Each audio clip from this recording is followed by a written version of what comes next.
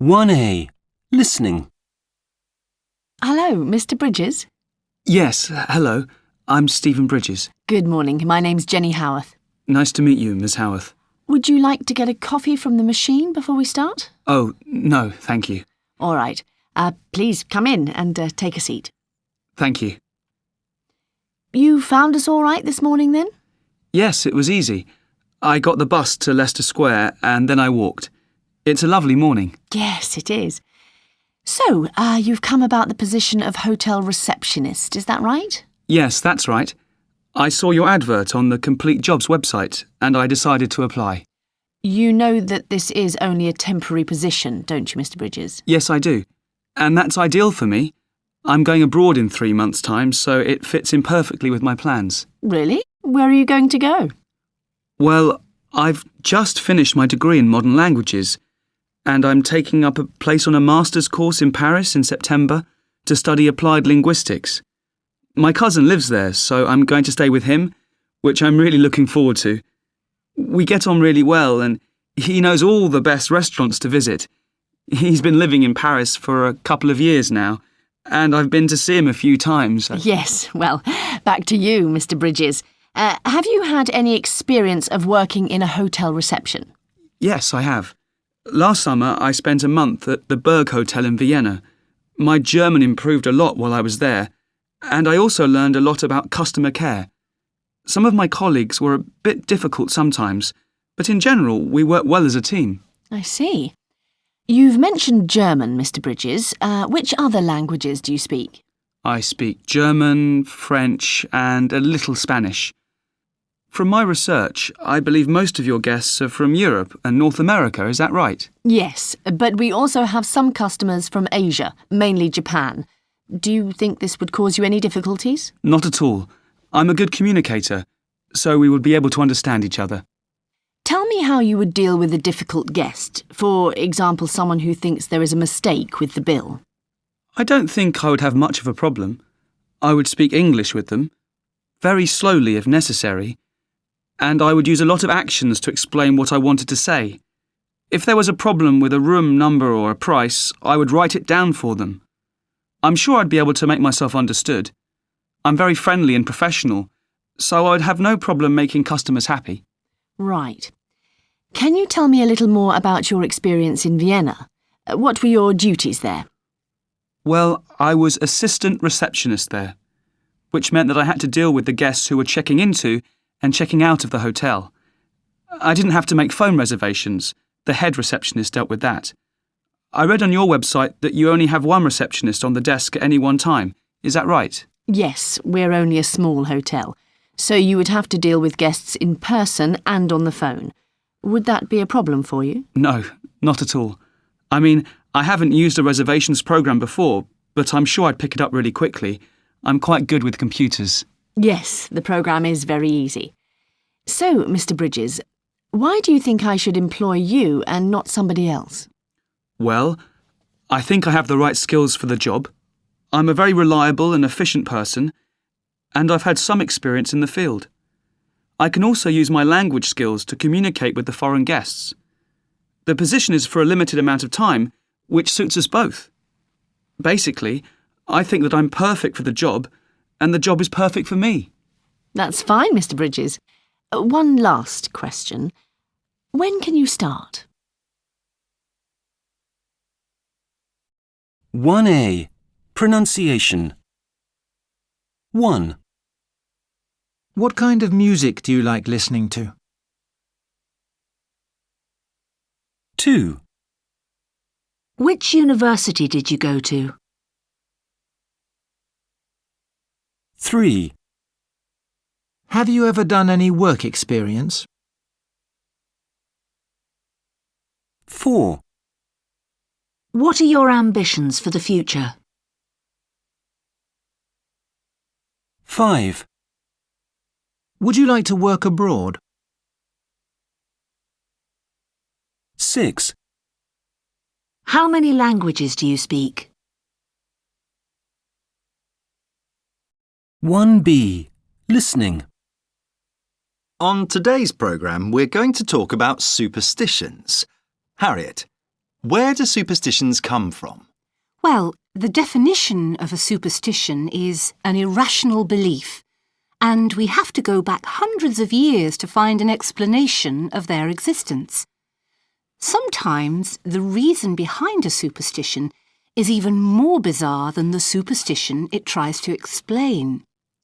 Take the case of the black cat, for example. Most people know that it's supposed to be a sign of bad luck if a black cat walks in front of you, but they probably can't tell you why. Well, the reason is that in the Middle Ages, black cats became associated with witches, and they were said to possess evil spirits. So obviously people thought that if a black cat crossed your path, that this was not very good news at all. So the black cat superstition has been with us for a long time. Yes, but not as long as the idea that we shouldn't walk under ladders. Apart from the practical reasons for not doing this, obviously somebody might drop some paint on your head while you are walking underneath, there is a more mysterious explanation which goes right back to ancient Egypt. The shape of a triangle was sacred to the Egyptians, and it was considered very bad luck to, as it were, break the power of this shape. People believed that if you walked under a ladder, the power of the triangle would break, and you would lose your protection against bad luck. Are there any superstitions about good luck? Yes, there are. You know how people often touch wood or knock on wood when they're talking about something they hope will or won't happen in the future? Yes, in fact, I quite often do it myself.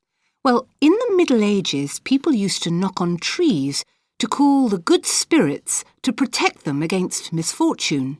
So that's where that superstition comes from. We've just got time for one more. Well, in fact, I'd say that the most common superstition concerning good luck is the habit we have of saying, "bless you," when someone sneezes. Again, this dates back to the Middle Ages when the Great Plague, which was a terrible infectious illness, was sweeping through Europe. Most people who caught the plague died, and one of the first symptoms was sneezing. When sufferers began sneezing violently, it was considered a sign that they might be going to die, and so the Pope passed a law in Rome requiring people to bless the person who was sneezing. I never knew that. Harriet, thank you so much for coming on the show. Coming up next, we have a talk. 1B. Pronunciation. 1. You don't like the soup, do you? I do like it. It's just that it's very hot. 2. You haven't bought me a present, have you? I have bought you one. It's just that I've left it at home. 3. You aren't enjoying this film, are you? I am enjoying it. It's just that I've seen it before. 4. You didn't bring any money, did you? I did bring some money. It's just that I've spent it all. 5. You won't ever wear those trousers I gave you, will you? I will wear them. It's just that I prefer wearing jeans. 6. You can't play tennis, can you? I can play tennis. It's just that I'm not very good at it. 2A. Listening. Speaker 1. Last summer, I was sitting in my garden enjoying the sun when I heard my next-door neighbour suddenly cry out. Mrs. Thomas is 93 years old and she lives alone, so I raced round to her house to see what was wrong. The kitchen door was open, so I went in and found her on her knees with her head resting on the table. She'd fallen and cut her head, and there was blood everywhere. I grabbed a towel, folded it up, and pressed it onto the wound to stop the bleeding.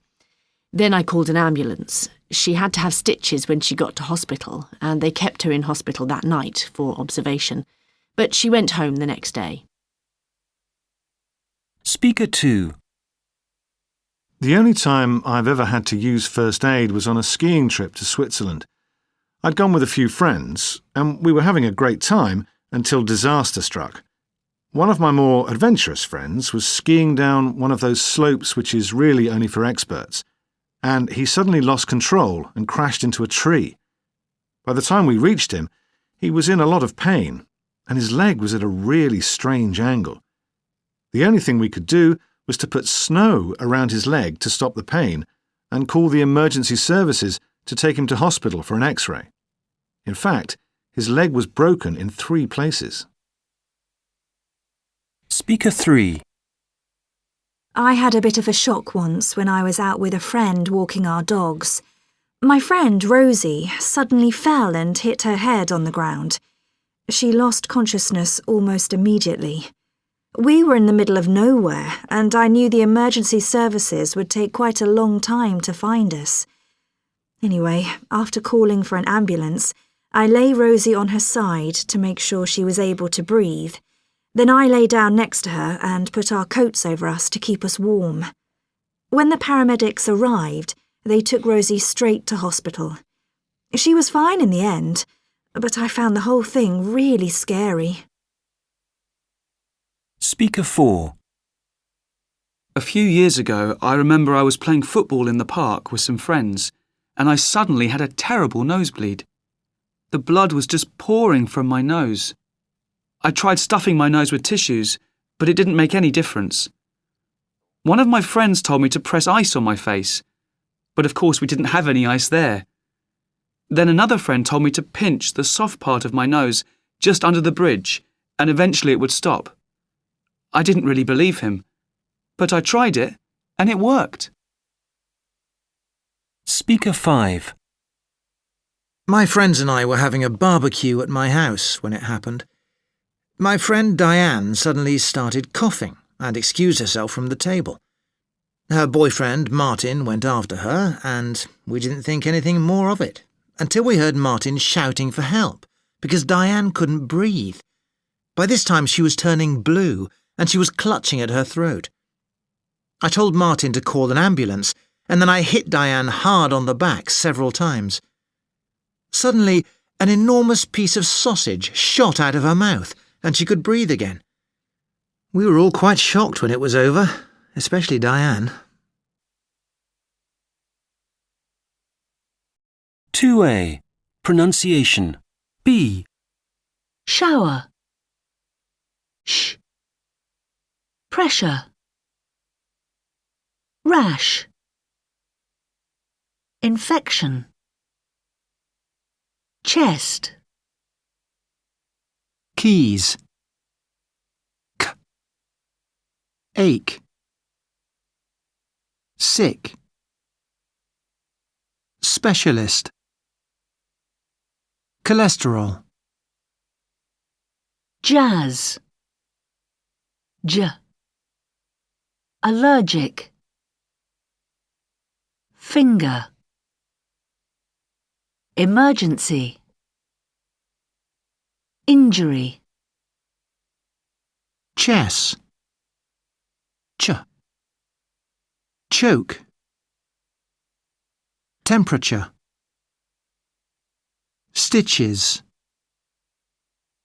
Stomach. Shower. Sh. Couch. Consciousness. Operation. Shock. Jazz. J. Bandage. Injection. Negative. Surgery. 2A. Pronunciation. D. 1, Antibiotic. 2, Allergic. 3, Diarrhea. 4, Dizzy. 5, Headache. 6, Medicine. 7, Swollen. 8, Temperature. 9, Vomit. 10. Unconscious. 2B. Listening. Hello and welcome to the programme. Today we're talking about old age and we've asked our listeners to send in their questions. As ever, we have our expert Laura here in the studio with me to answer those questions. Hello, Laura. Good morning. Are you ready for the first question, Laura? Yes, Bob. OK then. It's from Maggie in Durham. Maggie says, why are old people always so miserable? Well, I'm glad Maggie asked that question, Bob. The elderly have got a terrible reputation for being miserable, but we've found out that it isn't actually true. According to our research, older people tend to be happier than young people. This is because they don't have so many things to worry about. Their children have left home, and so they can enjoy the freedom this brings with it. So, Maggie, just to put the record straight, old people aren't miserable. Thanks for clearing that up for us, Laura. On to the next question. It's from John in Bridport. John asks, is there a typical age when people start getting ill? That's an interesting one. Many people think that people are programmed to get ill when they get old because of something in their genes, but this isn't true. People get ill if they have an unhealthy lifestyle. If you've looked after yourself over the years, doing enough exercise and eating the right food, for example, then the chances are that you'll be healthy in your old age. So, no, John, there isn't a typical age when you start getting ill. It depends really on how well you cared for yourself when you were younger. Right. Here's another question for you, Laura. This one is from Heather in Norwich. She says, old age must be really boring. People have been working hard all their lives, and then suddenly they're expected to sit back and do nothing. How do they cope? That's another good question, Bob. And now that people are living for longer, retirement can last for 30 years or more. But there are plenty of things you can do to fill up your time. You can do part-time work or voluntary work. You can even take up a completely different career if you want to. And then, of course, there might be grandchildren to lend a hand with. So, Heather, old age doesn't have to be boring. In fact, some elderly people find that they are almost as busy when they retire as they were when they were working full-time. I hope that answers your question, Heather. Let's look at another one. Richard from Portsmouth is concerned about the issue of overpopulation. He asks, will there be enough resources on the planet if everybody lives until they are 100? First of all, Richard, it isn't everybody who lives until they're 100. It's only people in the developed world. And the elderly in the developed world are a relatively small percentage of the global population. The increase in population is caused by the high birth rate in developing countries. And, sadly, many of these children never reach old age. So the question of having enough resources relates more to the population explosion in those countries, really, and not on the longer life expectancy in the West. Right. Now we've just got time for one more question. Jessie from Belfast asks, do the elderly have a problem with loneliness? The thing you have to bear in mind here is that a lot of people today are living longer. This means that there will be a whole group of people just like you when you get old. The important thing is for you to accept your age, and other people will accept you. There really is no reason to be lonely. And that's very good news for all of us. Laura, thank you for joining us today. My pleasure. 2B. Pronunciation. Boot. Ooh. Loose. Scruffy. Shoes. Suit. Bull. Ooh. Cotton. Hooded. Put. Wool. Fish. Linen. Slippers. Silk. Striped. Bird. Fur. Shirt. Shorts. Skirt. Bike. Eye. Fit. Lycra. Stylish. Tight. Train. Lace. Leather. Plain. Suede. 3A. Listening. Debbie, can you tell us about an exciting trip you've made? Sure. This happened a long time ago when I was working in Paris. I had a friend who was living in Palau at the time, and I decided I'd like to go and visit him. Do you know where Palau is? No. Sorry, I don't. Where is it? Well, it's actually the Republic of Palau, and it's made up of about 250 islands in the Western Pacific Ocean. It's about 1,000 kilometres east of the Philippines, if that helps. Right, I've got it now. So, how did you get there? Well, that was the problem. I went to a travel agent's in Paris, and the woman I spoke to told me that the journey wasn't going to be easy.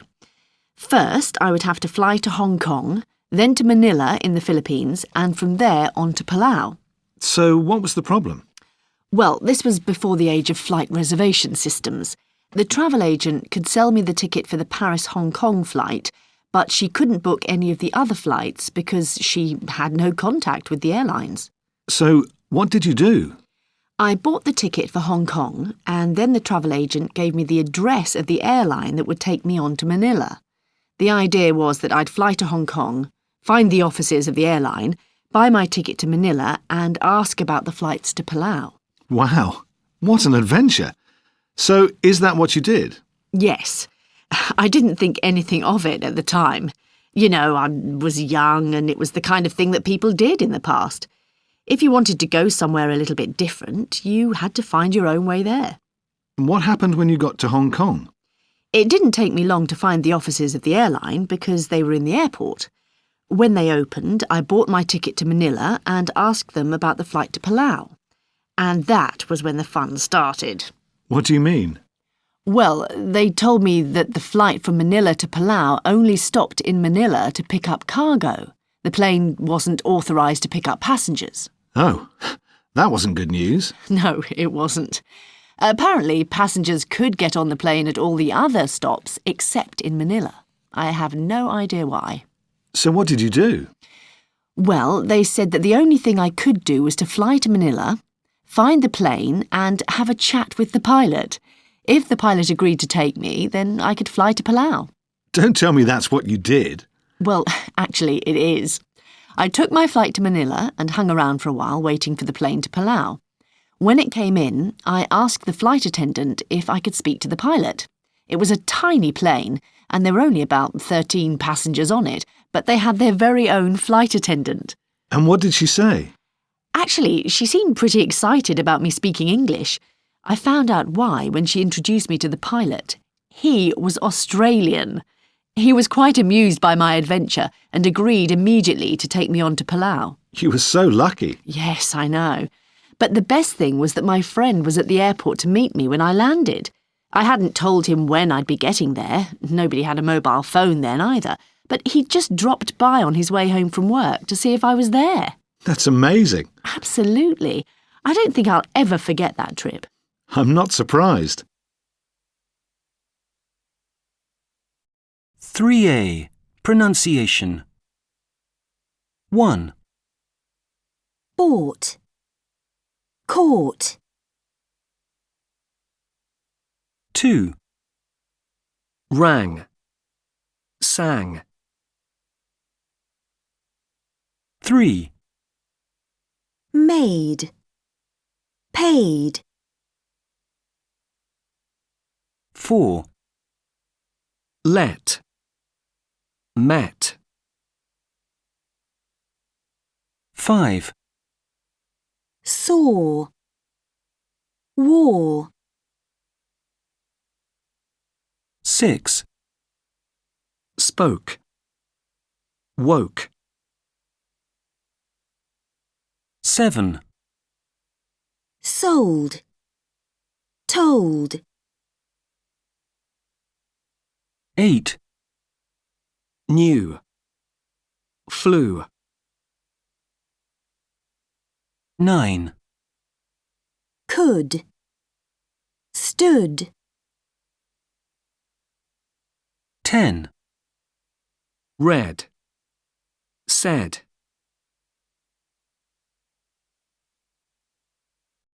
3B. Listening. Speaker 1.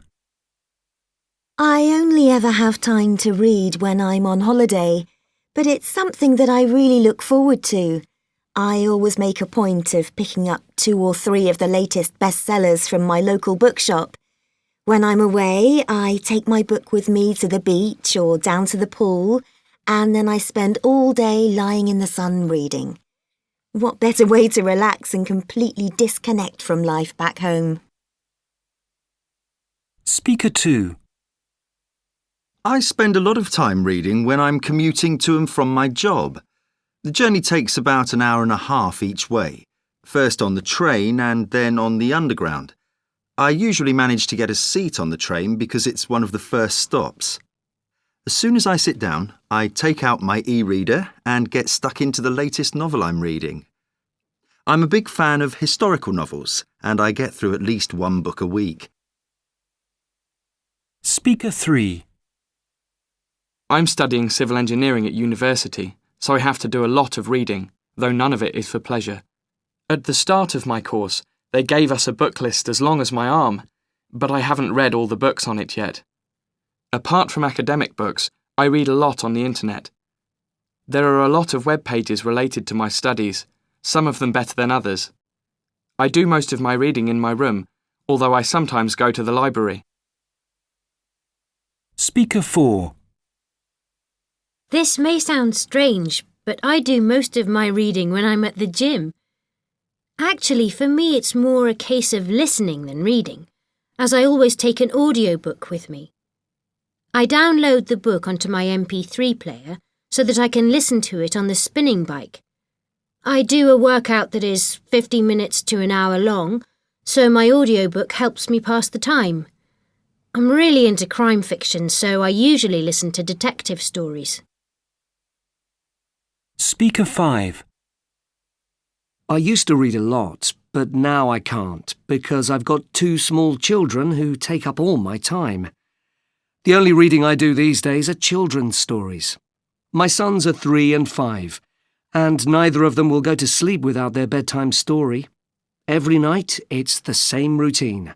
Bath, dinner, story. The only thing that changes is whose bed we lie on.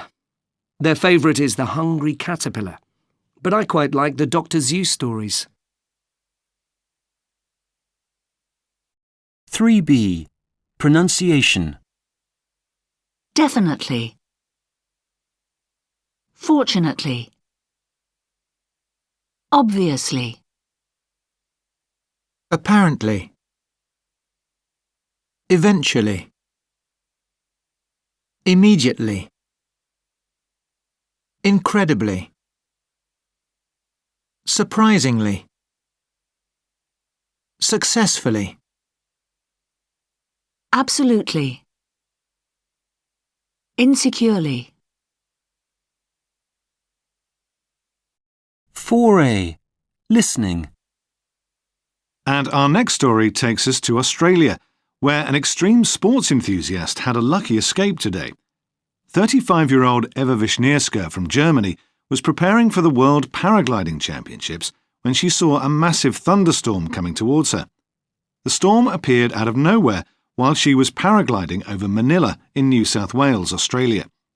She tried to avoid it, but because paragliders have no engine, she could not go fast enough to get away from it. When the storm caught up with her, it lifted her up into the air. She told Australian radio that the strong winds blew her up in the air like a leaf from a tree. The storm took just under 15 minutes to carry the paraglider from a height of 750 metres to an estimated height of 9,500 metres. During the ascent, the temperature dropped to around -50 degrees centigrade, and Ms. Wisniewska witnessed hailstones the size of oranges. Here's how Eva describes her experience. I was shaking all the time. The last thing I remember, it was dark. I could hear lightning all around me. She was sucked up so high that eventually she lost consciousness, but her paraglider continued flying. The whole ordeal was recorded by the GPS system and radio that was attached to her equipment. Luckily for Ms. Wisniewska, she was only unconscious for about half an hour. When she came to, she had descended to around 6,900 metres, and she was covered in ice. She managed to take control of her paraglider and succeeded in descending by herself. She told reporters later that she felt like an astronaut as she was returning to the ground. I could see the Earth coming, like Apollo 13. She eventually landed about 65 kilometres from the site where she had taken off. She had ice in her flying suit and frostbite to her face from the extremely low temperatures she had experienced. As soon as she reached the ground, she was taken to hospital for observation, but she was released an hour later. The competition organisers stressed how lucky Ms. Wisniewska had been to regain consciousness while she was up in the air. The body of another Chinese paraglider was found later in the day, about 80 kilometres from where he had taken off. 42-year-old He Zhongpin from China had been caught up in the same storm as the German woman, but he had not survived the ordeal. Apparently, he had died from extreme cold and a lack of oxygen. 4A. Pronunciation. Fish. Chilly. Drizzling. Tree. Breeze. Heat wave. Owl. Showers. Drought. Horse. Oar. Warm. Pouring. Up. Flood. Hurricane. Bike. Eye. Bright. Lightning. 4B. Listening. And I'd like to welcome Andy Evans, the Director of Extreme Sports United, to the programme today. Andy, your speciality is bungee jumping, isn't it? Yes, it is. Can you tell us something about bungee jumping? Whose idea was it? Well, bungee jumping has been around for centuries, but it wasn't discovered in the West until relatively recently. It originated on the South Pacific island of Vanuatu, where young men known as land divers used to perform the ritual of jumping from tall wooden platforms with vines tied to their ankles. And when did land diving actually become a sport? Well, the first modern bungee jump happened about 20 years later in Bristol in the UK. A man called Chris Baker used a kind of elastic rope to make a bungee. That's the name of the rope. And 4 members of the Dangerous Sports Club made a jump from the Clifton Suspension Bridge on the 1st of April 1979. They were arrested almost immediately afterwards, but people continued jumping off bridges, especially in the US.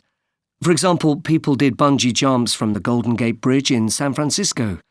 In fact, some of these jumps were sponsored by American television, and so this brought the concept of bungee jumping to the public eye, and then, of course, lots of people wanted to try it themselves. How dangerous is bungee jumping? I mean, have people been killed while they were bungee jumping? Actually, there have been relatively few fatalities, considering the number of successful jumps that have taken place. By far the most important thing is to make sure the bungee is the right length. The most common cause of death is using a bungee which is too long, but in most cases the calculations and fittings are double-checked before each jump. How does it actually feel doing a bungee jump? Well, many people say they love the feeling of falling so fast, but personally the bit I really like best is when the bungee reaches its full extent and then you fly upwards again. You just can't beat the feeling of flying back up after you've nearly hit the ground. 4B. Pronunciation. 1, Accident. 2, Account. 3, Advantage. 4, Attitude. 5, Control. 6, Decision. 7, Insurance. 8, Nightmare. 9, Risky. 10. Safety. 5A. Listening. OK, if I can have your attention, please. Good morning, everybody. My name's Sam. I'm a firefighter, and I'm here today to give you some tips on how to prevent house fires. I'll also be telling you the best way of getting out of a fire if you ever happen to be trapped in one. Most fires in the home happen while people are sleeping. One of the most important steps you can take to protect your family is to install a smoke alarm on each floor of your house. Once you've got your smoke alarm installed and working, you should make an escape plan with your family to make sure everyone knows how to get out. Of course, there are other precautions you can take. The most common causes of fatal fires in the home are tobacco and smoking products, so it's best to avoid smoking in the bedroom. It's also important to keep matches and lighters out of reach of children, preferably in a locked cupboard. Never leave food that's cooking unattended, especially hot oil if you're frying. As well as preventing fires in the home, you also need to know what to do if a fire does break out.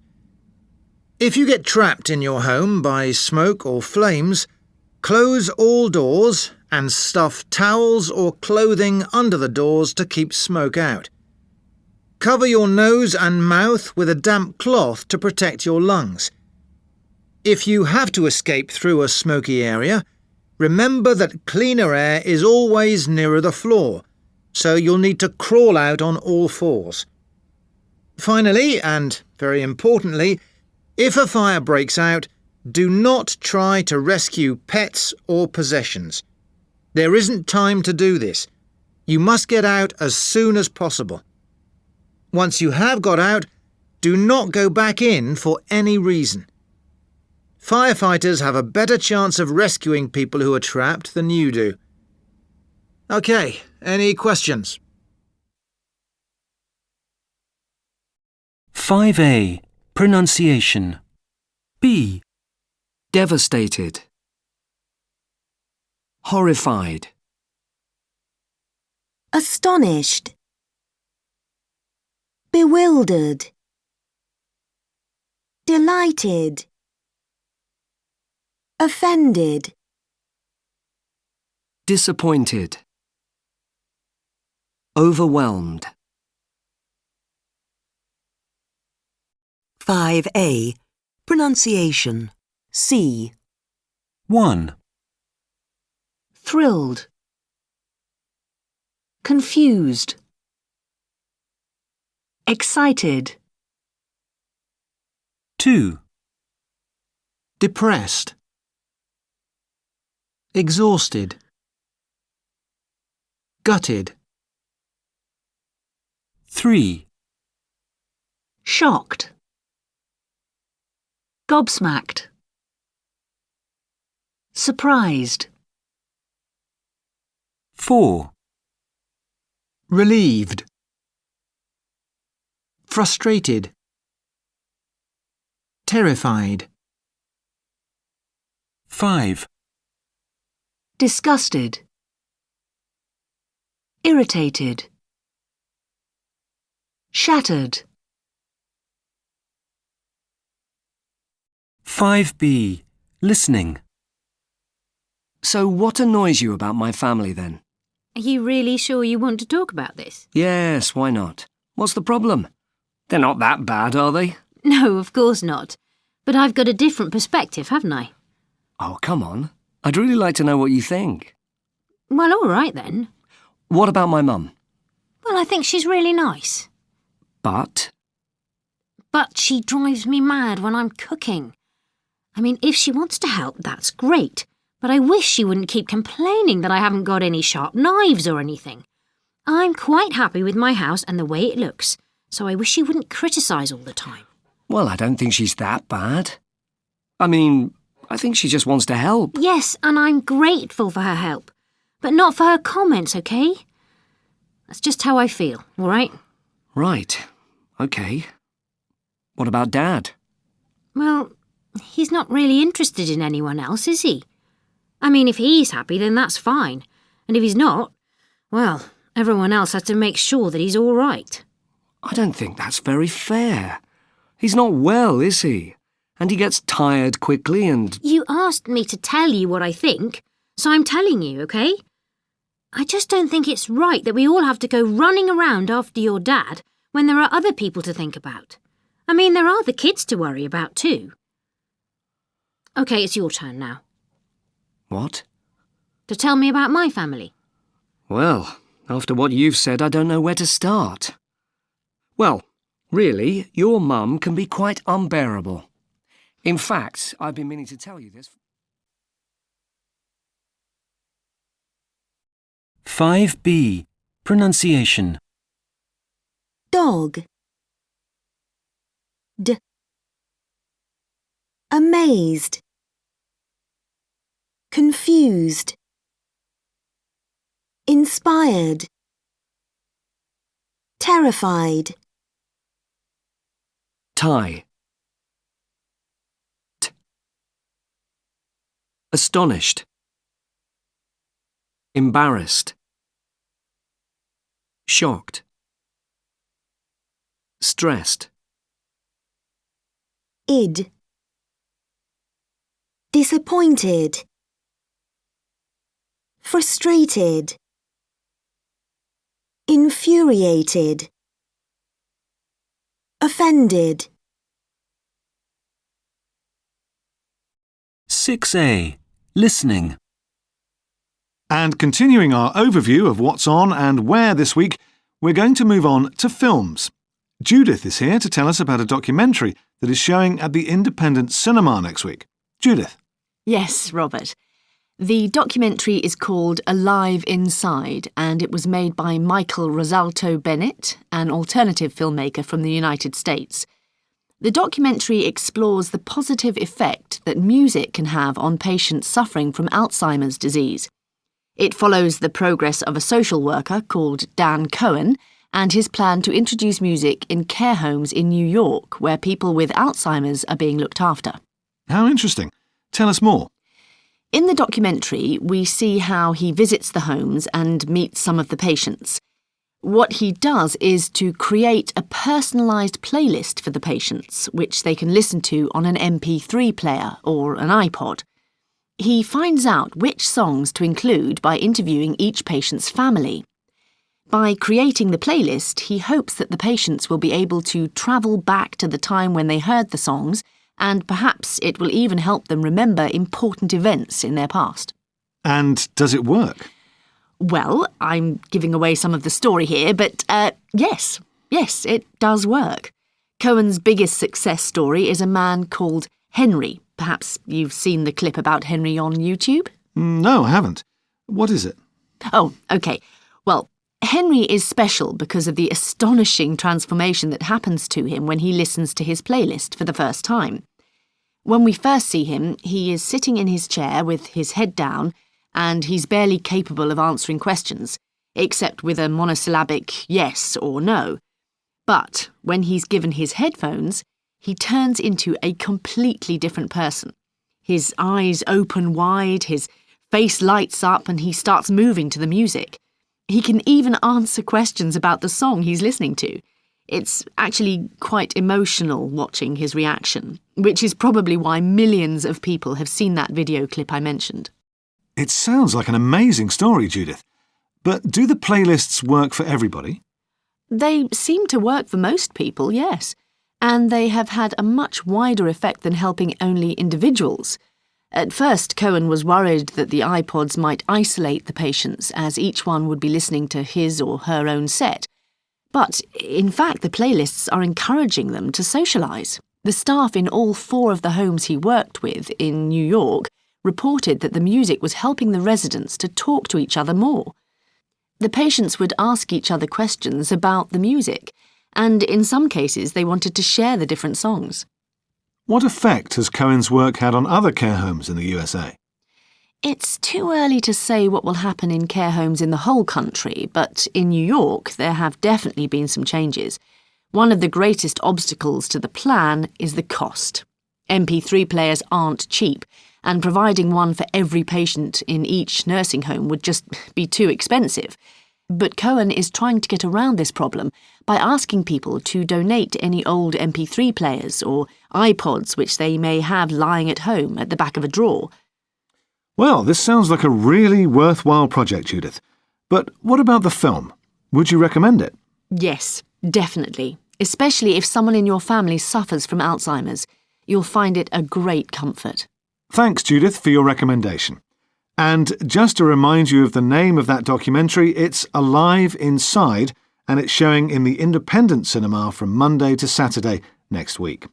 And now, it's time to look at what's on at the theatre.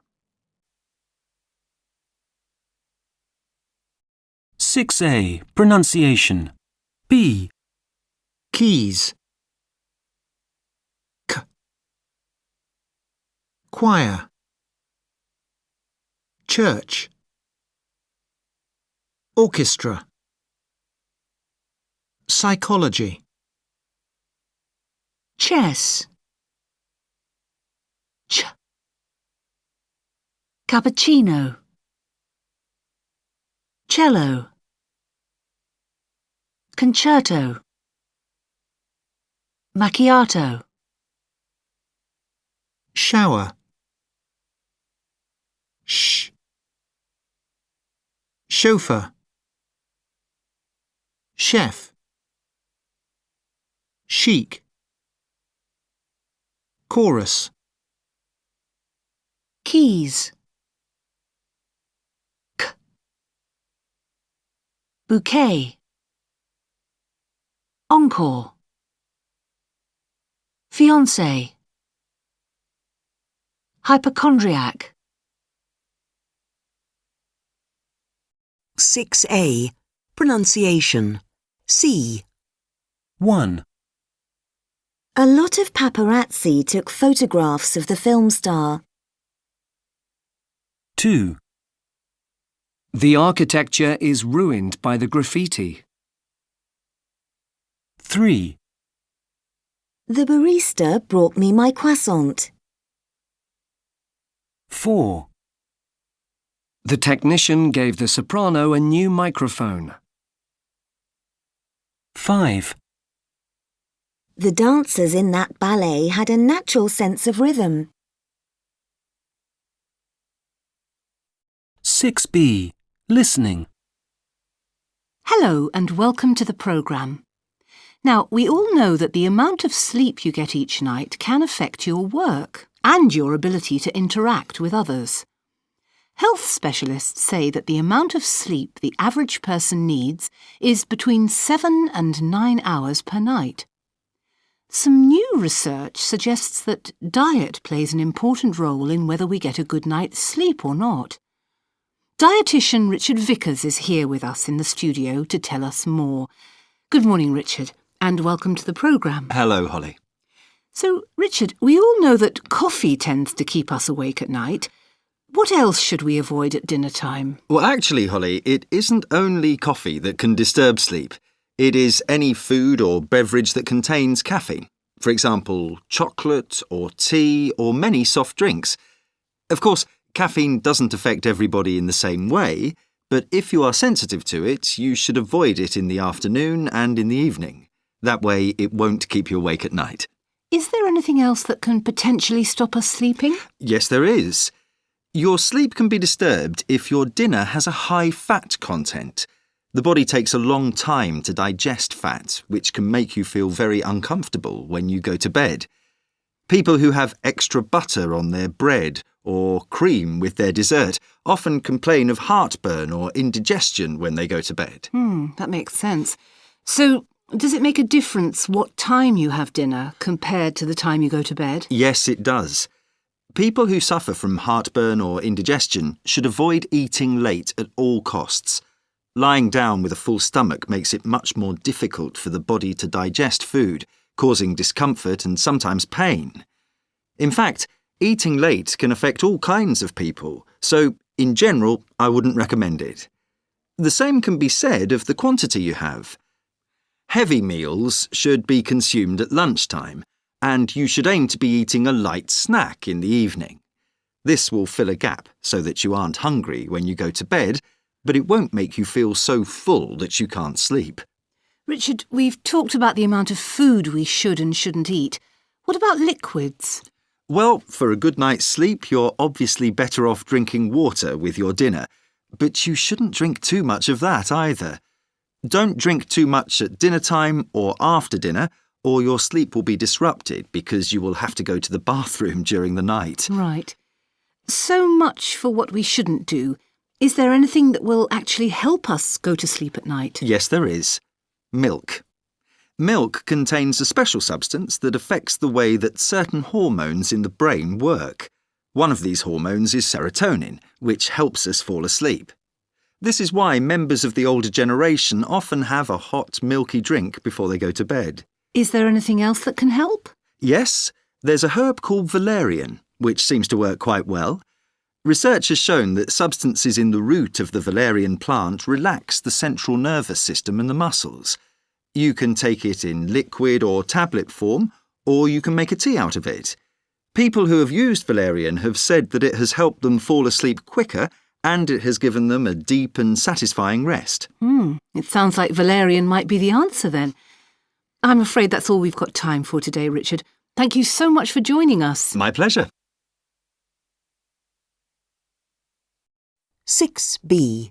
Pronunciation A. 1, We used to use blankets, but now we have a duvet. 2, I'm not used to having a nap after lunch. 3, We soon got used to living in our new house. 4, I never used to have problems sleeping. 5, Terry is used to working at night. 6, She couldn't get used to living on her own. 6b.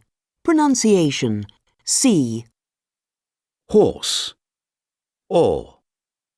Fall. Yawn. Car. Alarm. Fast. Cat. Jet-lagged. Nap. Computer. Asleep. Insomnia. Siesta. Chair. air. Nightmare. 7A. Listening. Speaker 1. My husband and I had just been food shopping, and we were having an argument about something. How much money we'd spent or why we'd bought one particular item of food, I don't know. Anyway, the argument continued into the kitchen, and while we were putting all the food away, my husband kept on banging his hand on the table every time he made a point. But he didn't realise that, without thinking about it, he had picked up one of those little plastic yoghurt pots.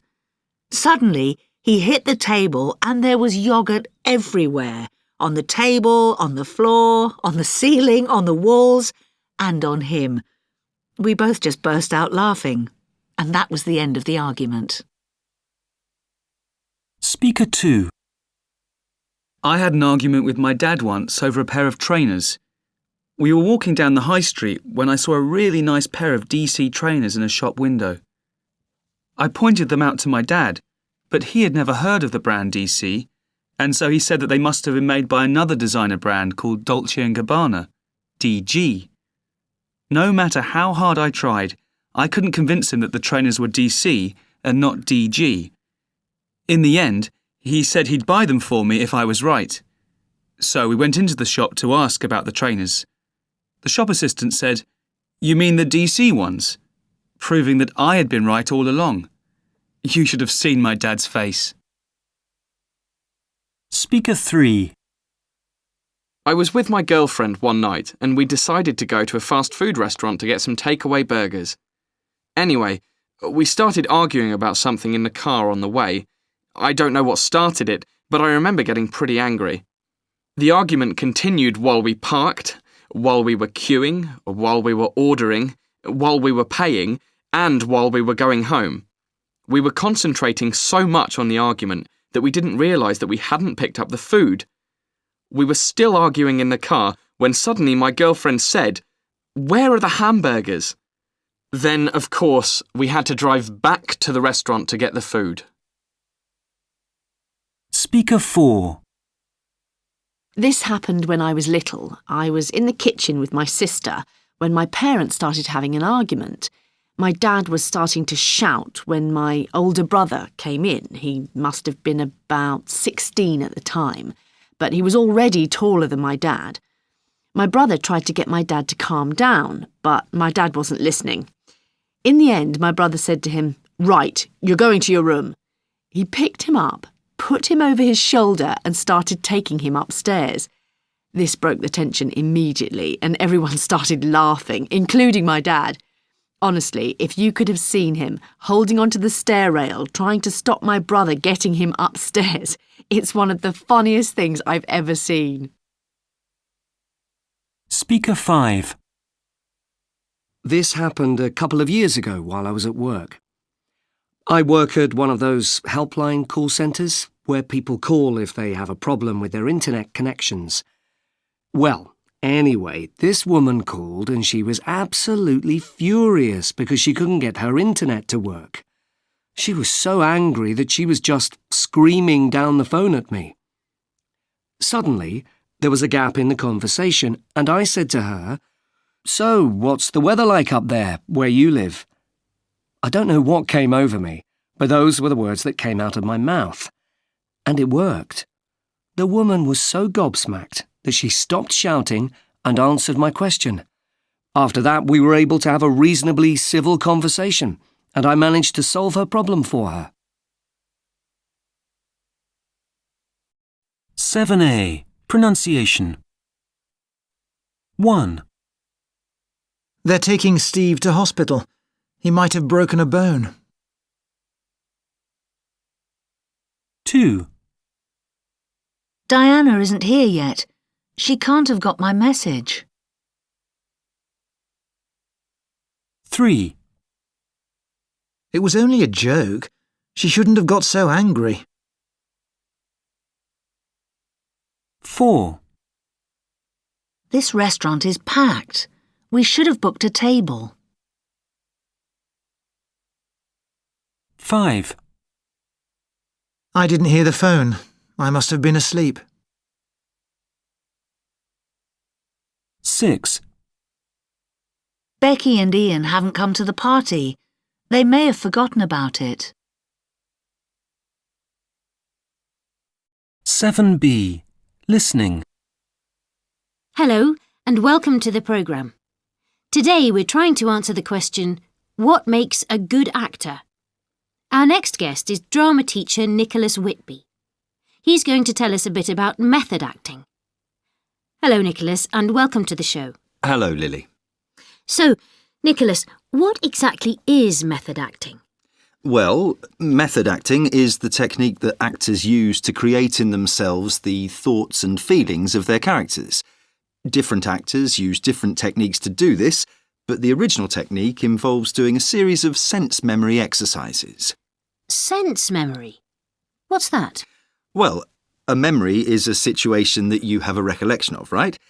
Well, a sense memory is the recollection of the sensations you experienced during that situation. Method actors use this sense memory to help them recreate a particular emotion in front of the camera. They have to do exercises to make this work effectively. What kind of exercises? Well, what most of them do is to focus on the particular situation in the past until the sensations they experienced come back to them. They do this in sessions of 15 minutes or so until they can reproduce their feelings automatically. For example, if a film is set in the North Pole, the actor needs to show that he is really cold, so he does his sense memory exercise to help him remember a time when he experienced intense cold. Then he can convince the audience that he is really cold. Do all actors do these sense memory exercises? No, they don't, Lily. Method acting can mean the difference between an Oscar-winning actor and an ordinary actor. Going back to our scene in the North Pole, an ordinary actor would indicate the cold by shivering, wrapping his arms around himself and blowing into his freezing hands. He wouldn't actually be feeling the cold, which would mean that the audience probably wouldn't feel it either. Talking of Oscar winners, Nicholas, tell us about some of the best method actors. Well, let's look at the men first. One actor who goes even further than the use of sense memory is three-time Oscar winner Daniel Day-Lewis. Day-Lewis is known for immersing himself in every role he plays. In My Left Foot, he played the severely disabled Irish writer Christy Brown. During filming, the crew had to feed him in his wheelchair, and he learnt to put a record onto a record player with his foot. A couple of years later, he spent several months living in the wild in preparation for another film, Last of the Mohicans. And in 2012's Lincoln, he walked and talked like Abraham Lincoln the whole of the time that the film was being shot. What about female actors, Nicholas? Probably the best example of a female actor who made a superhuman effort to enter her part is Charlize Theron in the film Monster. Before Monster came out, we were used to seeing Ms. Theron playing superficial female parts requiring a woman with a pretty face, which is what made her transformation into the serial killer in Monster so shocking. Ms. Theron put on nearly 14 kilograms in order to play the role, and anybody who has seen the film will tell you she is one of the scariest murderers who has ever hit the big screen. Not surprisingly, she won the Oscar for Best Actress that year. Yes, I remember that one. And I remember Charlize Theron being terribly convincing. Thank you for joining us, Nicholas, and explaining method acting to us. Next on the programme, we're going to talk about ordinary. 8a. Listening. Speaker 1. This was something that happened to a friend of mine. It was quite late, about 11:30, and he was walking home from work. While he was going through the park, this guy came up to him and told him to give him all his money, which he did. Then the guy asked him for his mobile phone, but my friend refused to give it to him. So the guy got out a knife and stabbed him with it. By the time my friend got to hospital, he was bleeding very heavily, and later the doctors told him he'd been really lucky. It just shows it's better not to try to be brave if something like that happens to you. Speaker 2. I don't know why, but I always seem to have my wallet stolen when I'm abroad. I guess it's because I'm speaking English and I probably look like a tourist or something. The last time, I was in a very touristy street in the centre of town, but luckily I wasn't carrying much in my wallet, just a few coins. I've got so used to it now that I always take my personal documents out of my wallet and leave them in the hotel.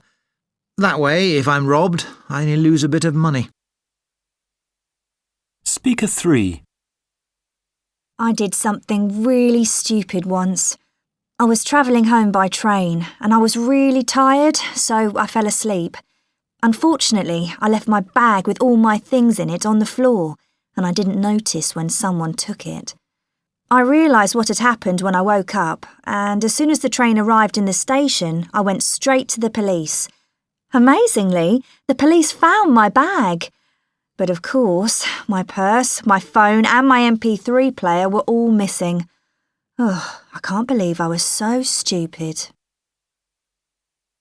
Speaker 4. My mum was on holiday once with a group of friends. They were walking back to their villa when a thief tried to grab one of the women's bags, but she didn't let go and started screaming. The other women started screaming too, and all of them started hitting him. He ran away without the bag, and the group went into a cafe where the people had seen what had happened and all cheered them. After that, they decided to get a taxi back to the villa. Speaker 5.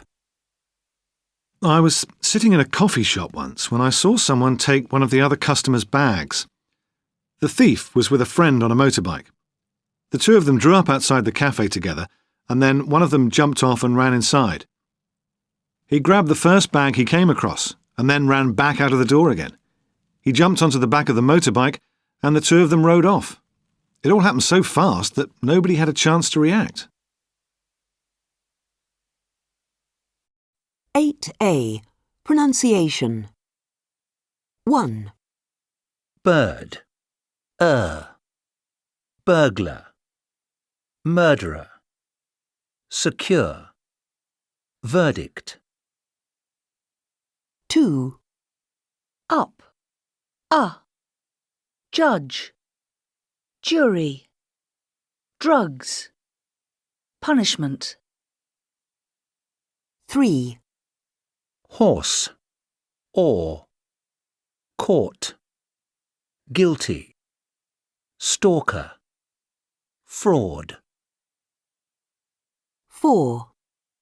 Bike, eye, trial, bribery, blackmail, hijack. 8B. Listening. Hello and welcome to the show. On today's programme, we're looking at famous media mistakes. Journalist Simon Bennett is here in the studio with me, and he's going to tell us about a rather memorable weather forecast. Good morning, Simon. Hello, Sylvia. Simon, tell us what happened. Well, this happened back in October 1987. The presenter of that particular weather broadcast was Michael Fish, a familiar face in most British households, as he'd been presenting the weather for over 30 years. During the programme, Michael referred to a phone call a woman had made to the BBC. Apparently, the woman had asked if there was going to be a hurricane. Michael laughed and said, "If the lady is watching, don't worry, there isn't going to be a hurricane." And nobody thought anything more about it until later on that night. That's right. There was a terrible storm, wasn't there? Yes, there was. That night, a huge storm hit the south of England. To be absolutely accurate, it wasn't actually a hurricane, because hurricanes have to form in tropical areas to be called by that name. But there certainly was a terrible storm that night, with winds of up to 190 kilometres per hour. These wind speeds are typical of hurricanes, which is why there is some confusion about what to call the storm. So what kind of damage did it cause? The storm killed 18 people, and many more were injured, mainly by falling trees, and it caused billions of pounds worth of damage. Millions of homes were left without power because trees had fallen on power lines. Transport in the south of the country was severely disrupted because fallen trees had blocked the roads and railways.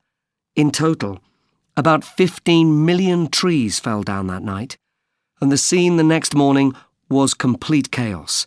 It was the worst storm to hit the UK in living memory. What happened to Michael Fish after that? A lot of people blamed him for all the damage because he hadn't warned them about the storm.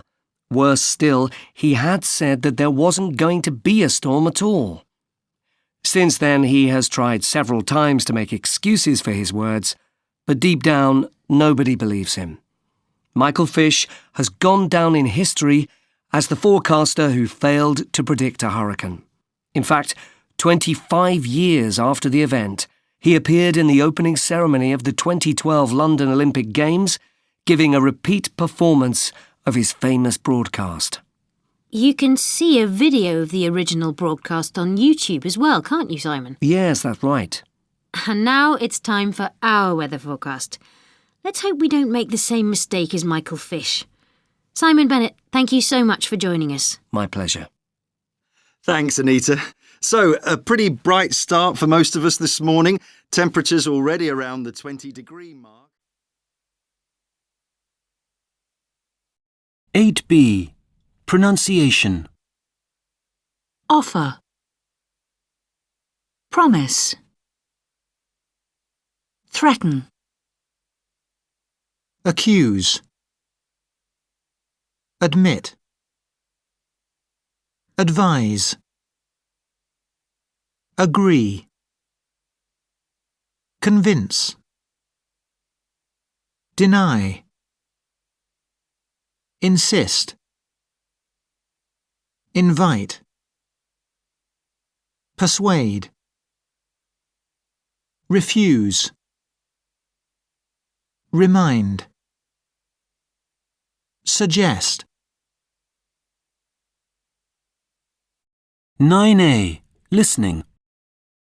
And now it's time for the part of the programme when we ask our listeners to give us their opinion about a story that has been in the news recently. And today, we're looking at the story of the Swindon couple who found a lottery ticket last October and cashed it. Just in case you haven't heard, Michael and Amanda Stacey found the ticket on the floor of their local supermarket, where it had been dropped by 61-year-old Dorothy McDonough. When the Staceys discovered the ticket had won a prize, they took it to the post office and cashed it for the prize money, which was £30,000. Meanwhile, Mrs. McDonough had contacted the lottery company about her lost ticket. The company traced the ticket to the Staceys, they were arrested, and they have both been sentenced to 11 months in prison if they do not pay all the money back to Mrs. McDonough. We want to know what you think about all this. Who do you think should get the prize money? The woman who mislaid the ticket or the couple who found it? The number to call is 01898 5362 and the lines have just opened. I'll say that number again for you. It's 01898 5362. And here's our first caller. Andrew from Middleton. What do you think? Well, I think it's all terribly unfair. The lady should have put her ticket in a safe place. Then she wouldn't have lost it. It was her mistake and she should have been more careful. The couple used the prize money to pay off their debts. It isn't like they wasted it on luxuries that they didn't need. Now they've got even more problems than they had in the first place. Thank you for calling, Andrew. And now we've got Moira from Belfast on the line. Moira, do you agree with Andrew? No, I don't. Not at all. That poor woman bought the lottery ticket with her own money. Therefore, it belongs to her. In the same way that a car belongs to the person that buys it. Saying that the prize money belongs to the people that find the ticket is like saying that a car belongs to the person who finds the car keys. In my opinion, lottery tickets belong to the original owner, whether they win a prize or not. Thanks for that, Moira. And our next caller is... Hold on a moment. Yes, it's Roger from Birmingham. What do you think, Roger? Well, I was brought up to understand that if I kept an object or money I found without trying to find the owner, I would be stealing. I can't understand why there's so much confusion here. Morally, the couple should have given the ticket they found to the manager of the supermarket. Because they didn't do that, they should be made to pay all the money back. It wasn't theirs to claim in the first place. Thank you for calling, Roger. And now it's Beth's turn. Beth's from Swansea. Tell us what you think, Beth. Yes, the last caller said the couple had a moral obligation to give back the lottery ticket, but in fact they had a legal obligation to do so too. The law says that a person's possessions belong to him or her even when they are lost. It also says that a person who finds something that has been lost must take reasonable steps to track down the person who has lost it. Thanks for explaining the legal aspects of the case to us, Beth. And we've just got time for one more caller. It's Harry from the Isle of Wight. Harry, what's your opinion? Well, I've got some sympathy for the couple, you know. They found the ticket by chance, and when they discovered that it had won a prize, they simply went and cashed it. The point is that they didn't actually realise that they were stealing. Personally, I don't think the couple did anything wrong. They're certainly not criminals, that's for sure. Thank you for calling, Harry. We'll be back with some more views in a moment, but first it's time for the news, sport. 9A. Pronunciation. 1. China exports more goods than any other country. 2. Vinyl records are becoming popular again. 3.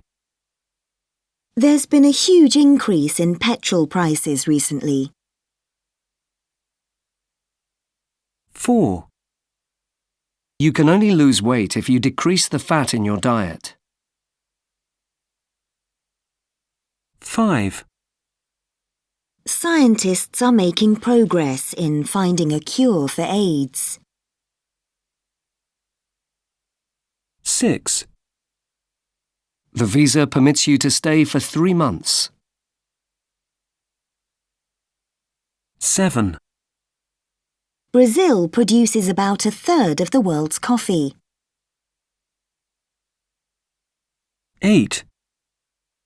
We do not give refunds without a valid receipt. 9B. Listening. Speaker 1. My favourite city is in Central Europe, on the banks of the Vltava River. It's one of the 3 imperial cities, together with Vienna and Budapest.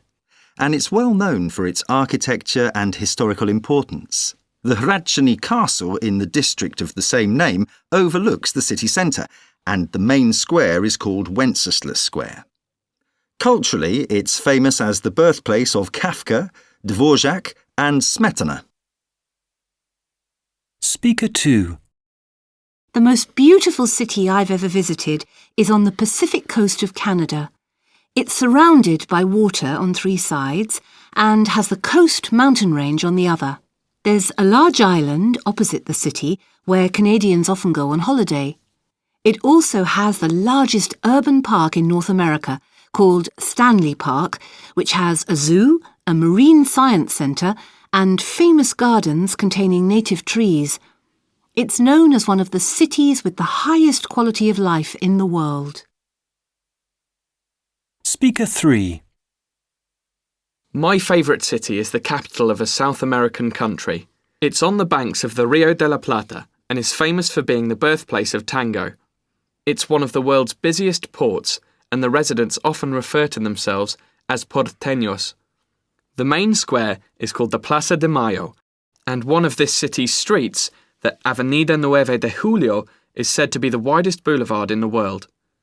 Although it's not in Europe, it actually feels quite European. Bits of it remind me of Paris, and other bits of Italy. In fact, one of the districts is called Palermo Viejo, like the capital of Sicily. Speaker 4. I took a gap year between leaving school and starting university, and I went travelling. I visited a lot of wonderful places, but the one I liked best was a city on the southeast coast of Australia. It's a very cosmopolitan city, full of many different cultures, and it's got the best Chinatown that I've ever seen. One of the most fascinating things about it is the architecture. Beautiful old buildings from the Victorian era contrast with the latest design in skyscrapers. The difference is quite striking. It's a fairly big city with lots of parks and gardens, And there are some amazing beaches nearby. Speaker 5. I'm lucky because my job allows me to spend 1 month every year working in my favourite big city. It's on the south coast of China, and I think it's amazing. It's pretty crowded, but that makes it even more exciting as far as I'm concerned. It's a real mixture of East and West. On the one hand, it's an international financial centre, and on the other you can find traditional old markets selling all kinds of different food. There are green parks full of people doing Tai Chi first thing in the morning, and the city has a really modern and efficient tram and metro system, so it's very easy to get around. 9b. Pronunciation. Friendliness. Government. Ignorance. Poverty. Bilingual. Convenience. Excitement. Reduction. Antisocial. Entertainment. Overcrowded. Unemployment. 10a. Listening. Hello and welcome to the programme. Now, most people associate NASA with astronauts and rocket ships. What they don't know is that NASA research extends far beyond spaceflight and into our daily lives. Our special guest today is freelance science journalist Hank Webb. He's going to tell us about some of the products invented by NASA that we use every day. Good morning, Hank. Hi there. So, Hank, where are you going to start? Well, I'm going to start with something that has saved lives in many homes all over the world, the smoke detector. In the 1970s, when NASA engineers were designing the first U.S. space station, called Skylab, they realized that the astronauts would need to know if a fire had started, or if there were poisonous gases in the air. The engineers teamed up with a company called the Honeywell Corporation, and together they invented a special kind of smoke detector. The new model was adjustable. Astronauts could change the level of sensitivity on it so that there was never a false alarm. That's fascinating. What's next? Well, the next one has changed the lives of people who need glasses. As you know, the two lenses in a pair of glasses used to be made of, well, glass. Glass lenses often broke when the glasses were dropped, so opticians started using plastic instead. Plastic doesn't break, but it does scratch easily, and scratched lenses can damage your sight. NASA solved this problem when they developed a new substance to protect the helmets worn by astronauts. The substance stops the plastic from scratching so easily. Manufacturers of glasses soon started using this new technology in their products, which is why the lenses in today's glasses are less likely to scratch than they were in the past. And that's great news for all of us who wear glasses. We've just got time for one more, Hank. Right, I'll tell you about the ear thermometer then. This was developed from the infrared technology that NASA uses to measure the temperature of stars. A company called Diatech saw a need to reduce the amount of time nurses spent taking temperatures. Together with NASA, the company invented an infrared sensor that serves as the thermometer. The sensor takes your temperature by measuring the amount of heat produced inside your ear.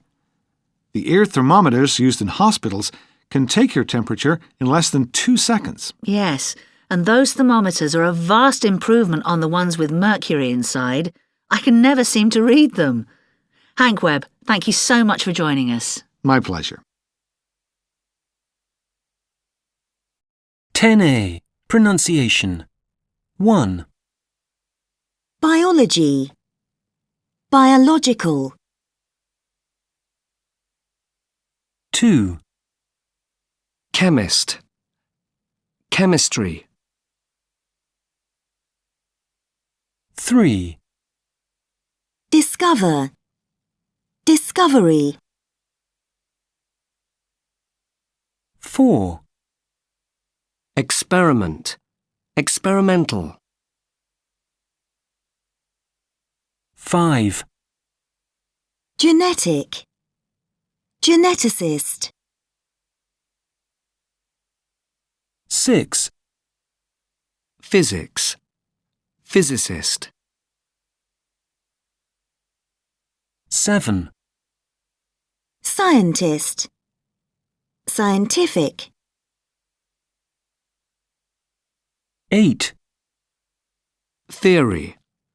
Theoretical.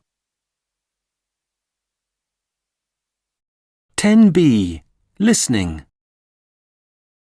Hello and welcome to the programme. Now, public speaking can be a harrowing experience at the best of times, but imagine how difficult it must be for an important person with a stammer. This is exactly the problem faced by George VI, King of England from 1936 to 1952. Now we're going to find out a bit more about the King's condition. Good morning, Sarah. Hello. So, Sarah, do we know what caused the King's stammer? Well, according to the leading speech therapy expert, Rosemary Hayhow, the King's stammer developed when he was a child. Everybody called him Bertie then, so I will too. Bertie's problem was a psychological one. His father, George V, was a demanding man who would not tolerate weakness. When he saw that his second son was left-handed, he forced Bertie to write with his right hand. This is something that is often associated with stammering today. Did Bertie have any other problems with his family? Yes, with his elder brother, Edward. Edward used to laugh at Bertie when he stammered, which made his problem even worse. Did Bertie ever have to speak in public? Not usually, no. But in 1925, his father asked him to give the closing address at the British Empire exhibition at Wembley. The speech was broadcast live to the nation, and it was a complete disaster. Bertie stammered out a few words, and then the broadcast ended in silence. It was then that he realised he had to get help. Who did he turn to? Well, first of all, he tried his father's doctors, whose methods were very old-fashioned. They used to make him fill his mouth with marbles, and on one occasion he nearly choked. Fortunately, his wife, Elizabeth, was able to find a different therapist for him. It was an Australian called Lionel Logue, who was actually an actor. Mr. Logue had been working as a speech therapist with soldiers who had lost their ability to speak because of the traumas of war. How did Mr. Logue treat Bertie? Well, to start with, Mr. Logue insisted on seeing Bertie in his Harley Street office, and he refused to use Bertie's official title, which was the Duke of York. Instead, he called him Bertie. Mr. Logue used techniques which gave Bertie more confidence. He made him sing instead of speaking. He played music to him through headphones while he was reading, so that he couldn't hear himself and become self-conscious. He even got Bertie to swear. After about 10 months, the treatment seemed to be working. Which was a good job, wasn't it? Because soon after that, Bertie became King of England. That's right, Jeremy. When George V died, Bertie's brother Edward became King Edward VIII. But Edward wanted to marry an American woman who was divorced, which he was forbidden from doing as king. In the end, Edward abdicated and Bertie became King George VI, which meant that he had to start speaking in public again. So, what happened? At first, the king avoided making live speeches, but by 1939 he could do this no longer. On September the 3rd of that year, Britain declared war on Germany, and the king had to deliver the most important speech of his life. So what did he do? He asked Mr. Logue to help him. The two men went into a small room with the recording equipment and closed the door. Mr. Logue opened a window and told the king to take off his jacket. Then he advised the king to forget everybody else and say the speech to him as a friend. Did it work? Yes, it did. The king's delivery was calm, dignified and measured. And at the end of the broadcast, Mr. Logue finally called him Your Majesty. What a great story. Well, coming up next on 10b. Pronunciation. 1, She bought a new coat in the sales. 2, The accident happened last night. 3, The clocks go back next weekend. 4, The uniform my sister wears to school is awful. 5, Have you ever been to the USA? 6, The end of that film was really sad.